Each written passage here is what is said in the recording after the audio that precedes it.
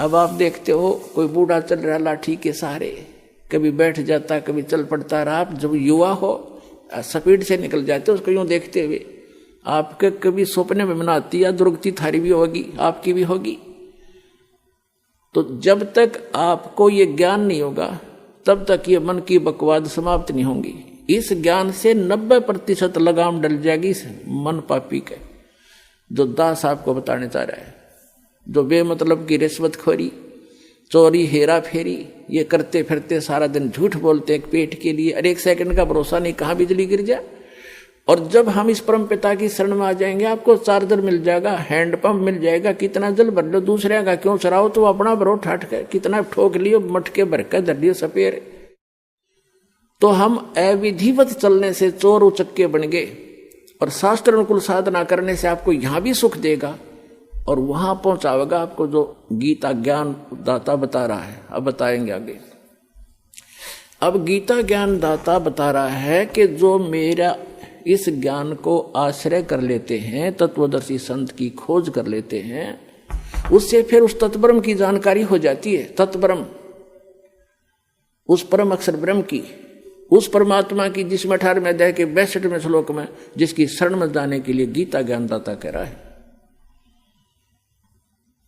उसकी जानकारी होती है और सभी कर्मों से परिचित हो जाते हैं और सभी अध्यात्म कंप्लीट स्पिरिचुअल नॉलेज से वो परिचित हो जाते हैं।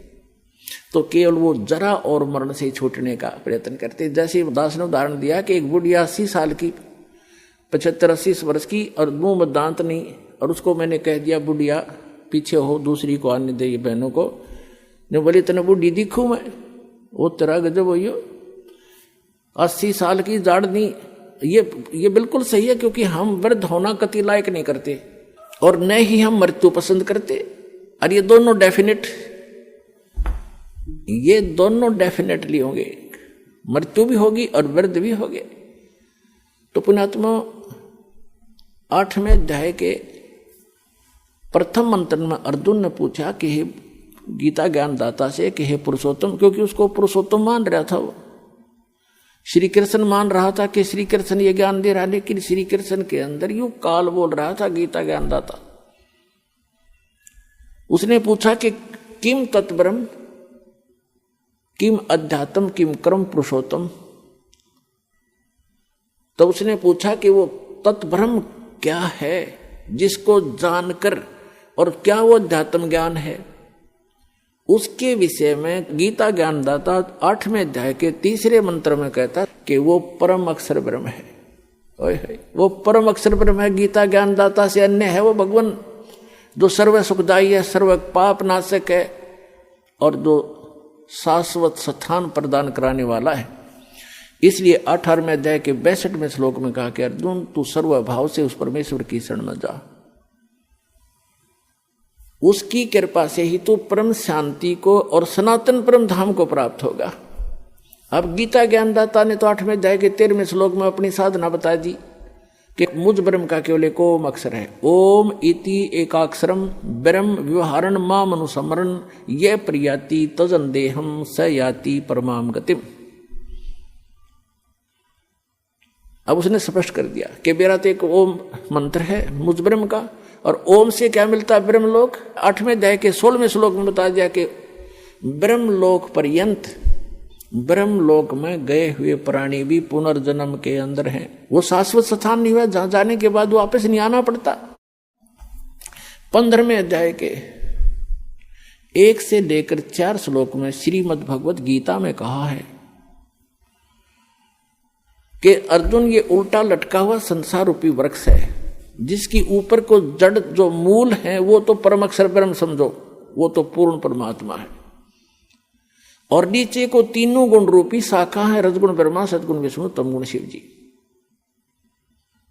और जो संत इस उल्टे लटके हुए संसार रूपी वृक्ष के सर्व भाग बता देगा, सब विभाग बता देगा, पार्ट्स ऑफ द ट्री, स वेदवित, वो वेद के तात्पर्य को जानने वाला है, अर्थात वो तत्वदर्शी संत है। 4 अध्याय के 34वें श्लोक में कहा है कि उस तत्वदर्शी संत की शरण में जा, उनको दंडोत प्रणाम करने से कपट छोड़कर प्रश्न करने से वो तत्वदर्शी संत तुझे उस तत्व ज्ञान का उपदेश करेंगे। उसकी पहचान बताइए 15वें अध्याय के प्रथम मंत्र में, जो उल्टे लटके हुए संसार रूपी वृक्ष के सभी छंद बता देगा, सब विभाग बता देगा, सवेदवित, वो तत्वदर्शी संत है। जब परम पूज्य कबीर परमेश्वर जी आदरणीय स्वामी रामानंद जी को सचखंड लेकर गए थे, फिर उनको वापस छोड़ा था, तब कहा था दोहू ठौर है, एक तू भया एक से दो, और रामानंद कह हम कारणे तुम आए हो मगजो, तुम साहेब तुम संत हो, तुम सतगुरु तुम हंस, और गरीबदास तेरे रूप बिना और न दूजा अंश। तुम ही साहेब हो, परमात्मा हो, तुम ही सतगुरु हो, सच्चा ज्ञान मालिक आपके पास ही है, इस विश्व में किसी के पास सच्चा ज्ञान नहीं है, आप सतगुरु हो।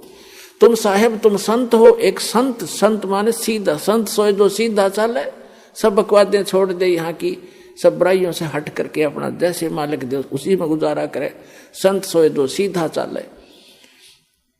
तुम साहेब तुम संत हो, तुम सतगुरु तुम हंस, यानी सब बुराइयों से बचे हुए एक सच्चे हंस, सच्चे भक्त भी आप ही ने भूमिका की है। तुम साहेब तुम संत हो, तुम सतगुरु तुम हंस, और गरीबदास तेरे रूप बिना और न दूजांस। तो उस सतगुरु रूप में आए हुए 600 वर्ष पहले कबीर भगवान ने ये तत्व ज्ञान बताया था। उस परम अक्षर ब्रह्म ने, वो काशी के अंदर जो धानक रूप में रहे थे, दुल्हाए रूप में, वो परम अक्षर ब्रह्म थे और आज भी हैं। वो हमारे को ज्ञान देने आए थे, हमारे को एक ट्रायल देने आए थे कि संसार में गणे धन की जरूरत नहीं है, जो घना इकट्ठा करता हो महामूर्ख है। कबीर साहब कहते हैं परमात्मा आपको दे जो आपके प्रारब्ध में, आपकी किस्मत में है, सहर्ष स्वीकार करो, लेकिन उसको दुरुपयोग ना करो। बीड़ी शराब मांस तम्बाकू अरे तोचले बनाने पे, नाचने और गाने पे, ब्याह के अंदर बकवाद करने पे, ये दुरुपयोग है तुम्हारा। इसको या तो दान करो और अपना सीमित सा अपना धंधा करो, जो भगवान में बाधक ना बने। तो यहाँ परमात्मा ने रहकर दिखाया था कि टोटे में भक्ति करे, सोए सही सपूत, और ये मायाधारी मस्करे ना जाने कितने जालिए ऊत। तो परमात्मा ने बताया कि एक रिहर्सल करके दिखाई दाता ने एक रोल किया कि भगत को इतना पर्याप्त है, घर तो 3.5 हाथ गणाता है 4.25, कह कबीर जो घना चावे उसको नहीं विचार।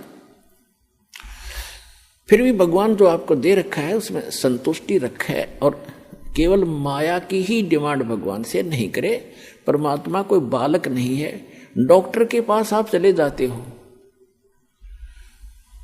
अब डॉक्टर को तो सारा पता है मरीज का, जब उसके दाखिल हो गया, वो एडमिट हो गया, अब मरीज अपना दर्द तो बता सके है, लेकिन डॉक्टर ने कौन सा इलाज पहले करना वो तो डॉक्टर जानता है।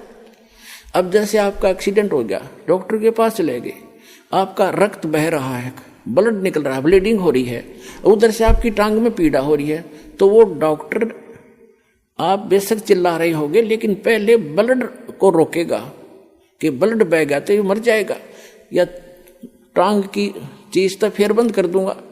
तो पहले वो ब्लड बंद करेगा ताकि आपका जीवन नाश ना हो, वो दर्द फिर हो जाए खत्म।